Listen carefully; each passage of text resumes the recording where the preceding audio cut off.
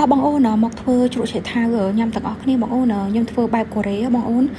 សម្រាប់ឆៃថាវរបស់ខ្ញុំនេះគឺចំនួន1គីឡូជាងបងអូន1គីឡូជាងខ្ញុំយកមកកាត់ជាដុំដូចដែលខ្ញុំបង្ហាញជូនបងអូនអញ្ចឹងហើយបន្ទាប់មកទៀតខ្ញុំមានអំបិល4សាព្រាលាយជាមួយទឹកបងអូនហើយយើងស្រោចទៅលើឆៃថាវរបស់យើងឲ្យសព្វទៅហើយយើងច្បល់វាបងអូនយើងកុំច្បាច់គឺយើងច្បល់វាហើយផ្អាប់ទុកមួយបន្លឺសិននៅពេលដែលយើងផ្អាប់ឆៃថាវរបស់យើង1ម៉ោងហ្នឹងយើងសល់ពេលយើងបែរមកធ្វើគ្រឿងផ្សំយើងបន្តទៀតបងអូនមានខ្ទឹមបារាំងចំនួន1ផ្លែសារីចំនួន1ផ្លែហើយនឹងម្ទេសបងអូនដាក់ហាវ៉ៃក៏បានឬមួយក៏ម្ទេសយើងធម្មតាក៏បានយើងគ្រាន់តែឆ្កឹះគ្រាប់វាចេញអញ្ចឹងណាបងអូនហើយនឹងកំពឹសដែលគេប្រៃហើយហ្នឹងយើងដាក់ចំនួន3សាព្រា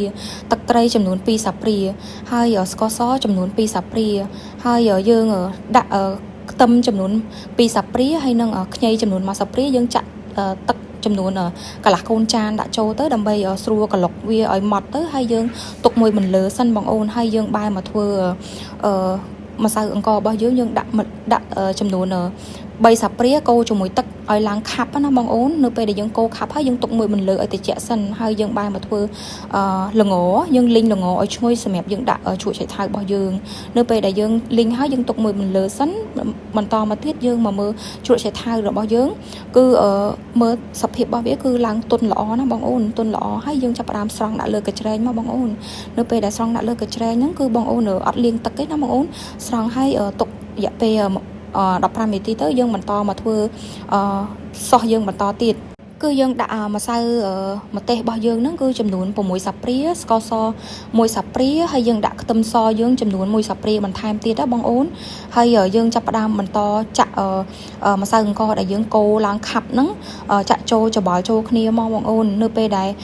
ចាក់ចូលហើយយើងបន្តចាក់គ្រឿងដែលយើងក្លុកមិញហ្នឹងគឺយើងចាក់ចូលគ្នាតែម្ដងហើយយើងច្បល់ចូលគ្នាឲ្យសព្វមកបងអូនច្បល់ចូលគ្នាឲ្យសព្វបានល្អហើយយើងចាប់ផ្ដើមចាក់ឆៃថាវដែលយើងបានចម្រោះទឹកហើយហ្នឹងចាក់ចូលមកច្បល់ចូលគ្នាបន្តទៀតហើយយើងដាក់ស្លឹកខ្ទឹមយើងចូលអញ្ចឹងណាបងអូននៅពេលដែលយើងចាក់ស្លឹកខ្ទឹមយើងចូលហើយយើងច្បល់បន្តច្បល់ទៀតហើយយើងដាក់ចុងក្រោយគេគឺយើងដាក់ល្ងដែលយើងលីងហើយហ្នឹងគឺយើងចាក់ចូលតែម្ដងបងអូនហើយសម្រាប់ជ្រក់ឆៃថាវនេះបងអូនអាចដាក់ទុកនៅក្រៅទូទឹកកកចំនួន1យប់ទៅព្រឹកឡើងបងអូនភ្លក់មើលទៅល្មមជូរពេញចិត្តបងអូនហើយបងអូនអាចដាក់ទូទឹកកកបានហើយនៅពេលដែលយើងដាក់ទូទឹកកកយើងយកមកញ៉ាំគឺវាមានសភាពជូរឆ្ងាញ់ហើយវាស្រួយទៀតបងអូនវាស្រួយឆ្ងាញ់អញ្ចឹងបងអូនអាចសាកល្បងធ្វើទាំងអស់គ្នាបានសម្រាប់ជ្រក់ឆៃថាវនេះយើងអាចញ៉ាំជាមួយត្រីអាំងក៏បានញ៉ាំជាមួយមីកូរ៉េក៏បាននិយាយរួមទៅគឺញ៉ាំជាមួយម្ហូបអាហារអីគឺត្រូវហ្មងបងអូនគឺអាចសាកល្បងធ្វើទាំងអស់គ្នាបានបងអូនធានាថាឆ្ងាញ់